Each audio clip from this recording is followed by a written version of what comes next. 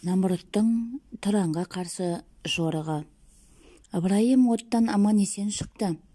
Оған иман келтіргеннің қарасы көбейіп, оны төбесіне көтеріп әкетті. Ақ жүрек момындардың заманы басталды.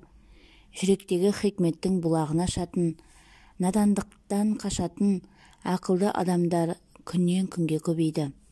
Надандықтан арылған жұрт үйіндегі пұт парасты отқа жақты. Намруттың зығырданы әбден қайнады. Ол Ыбырайымға шамасы келмегесін, оған ілескен жұртты қатаң жазалап, қудалай бастады. Пайғамбар өзге жұрттың амандығы үшін бауылдан көшіп, өзге жаққа кетпекші болды. Ол Тұран халқының ерлігіне риза болып сүйсінген еді. Ат басын солай қарай бұрды. Намруттың Хазар деген уәзірі бар еді. Оның Сара деген қызы болатын. Ол Ыбырайымға бір көргеннен ғашық болды.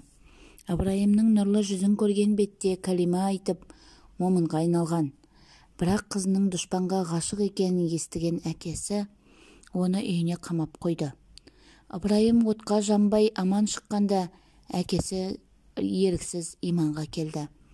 Үйіне келді де қызын қапастан босатып, «Қызым, надан әкеңді кешір.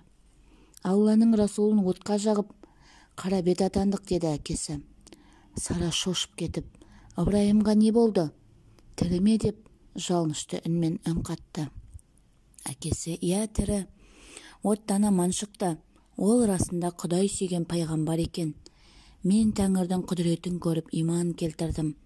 Енді Ыбырайым Бабылдан көшіп бара жатыр. Онымен бірге бол», деп батасын берді. Қызы сол түні жиналып пайғамбардың соңынан қуып жетті. Сара Ыбырайымға да ұнаған еді. Ол алғаш Намруттың сарайында оған көңіл аударған. Сара артынан қуып келгенімен ынтығып тұрса да, сезімін білдіре алмай қиналды. Қыздың көңілін көзінен таныған Ыбырайым бірінші болып сөз салды. Екеуі табысып Тұранға қарай бірге аттанды. Некелерін Жебірейіл періште қиып берді. Түркі тайпасы Ыбырайымды құшақ жая қарсы алды. Оны қолдан қолға түсірмей, бір үйден бір үйге қонақ етіп, ерулік берді. Көшпелі жұрттың бір жақсы әдеті бар еді. Ол келген қонағына мал атайтын. Түркінің байлары пайғамбарға ірі қара мал атап, демнің арасында бірнеше үйір жылқы жинап берді. Оған сайын даладан жайылым жер бөліп беріп, өздерінің панасына алды. Ыбырайым да қарап қалмады. Ерулікке қарулық беріп, 30 күн үйден адам құрғамаған еді. Намрут патша Ыбырайымның Тұран асып кеткенін естіп, одан сайын тулады. Барлық әскерінің жиналғанын күтпестен жорыққа бет алды. Түркілер де оның келе жатқанын естіп, Түркістанға жинала бастады. Олар жауды қай жерде қарсы алу керек екенін ойласып жатқан.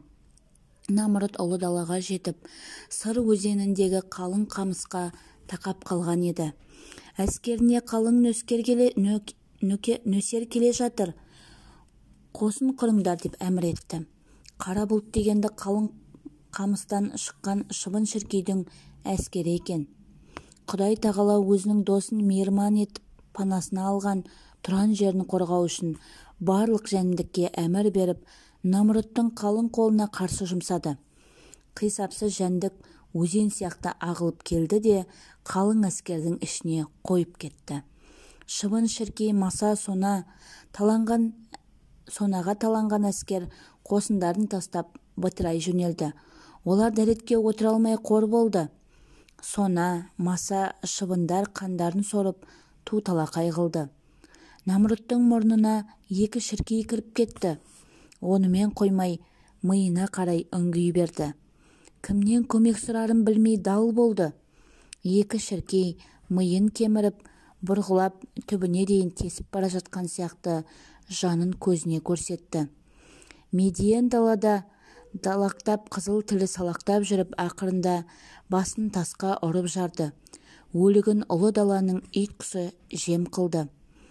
Сүйегі сай-салада шашылып қалды.